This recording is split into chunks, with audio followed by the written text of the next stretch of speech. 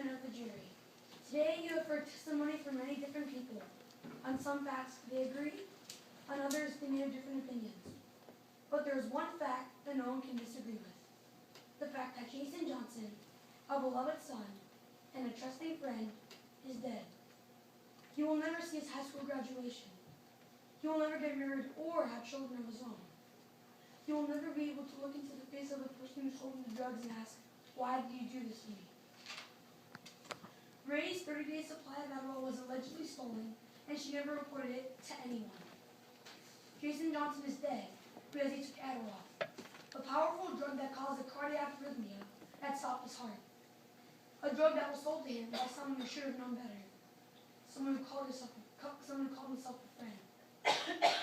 The person who stole Jason's fatal dose of Adderall was Ray Concha, a fellow student and peer drug counselor who should have known that even a small amount of Adderall could be deadly to someone with Jason's serious heart condition.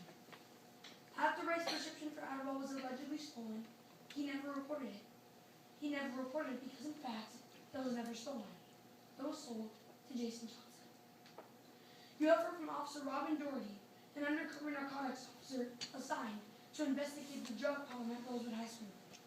He testified that Ray told him to his face that he had a hookup for Adderall. Graduate Alex Weaver also testified that she believed that Ray was the drug dealer and that she saw Ray selling drugs on several occasions out of the back of her green 2003 Buick SUV. Principal Riley McAllister testified that the Rosewood High School marching band did in fact have a bad reputation and that he believed the drugs being sold at the school came from the marching band. He also testified that the school marching band is long considered a source of the drug problem at Rosewood High School. However, only one student came forward to say that she or he knew who was selling those drugs. That student who came to the principal was not Ray Concha, it was Alex Weaver. Dr. Ricky Sanchez testified that the Adderall in Jason's body created the cardiac arrhythmia that caused Jason's death.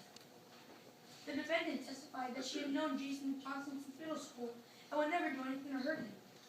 She also testified that she worked as a peer counselor and spoke publicly against drug abuse. That may all be true. But the one thing that is not true is that he wasn't really against drug abuse. Because while he was counseling others about the dangers of drugs, he was actually selling drugs out of the back of his car at the same time. Band director Avery Perkins admitted that the drug problem at Rosewood High School had existed the whole time Ray Concha was in the marching band. Dale Piper admitted that she never saw Ray bring them plastic badges for their takeout day event. Ray had never done it before. So, all of the testimony presented today proves beyond a reasonable doubt that Ray Concha sold Jason Johnson the drugs to help end his young life. And that is why we ask you to find the defendant, Ray Concha, guilty for possession with intent to sell drugs and the murder of Jason Johnson.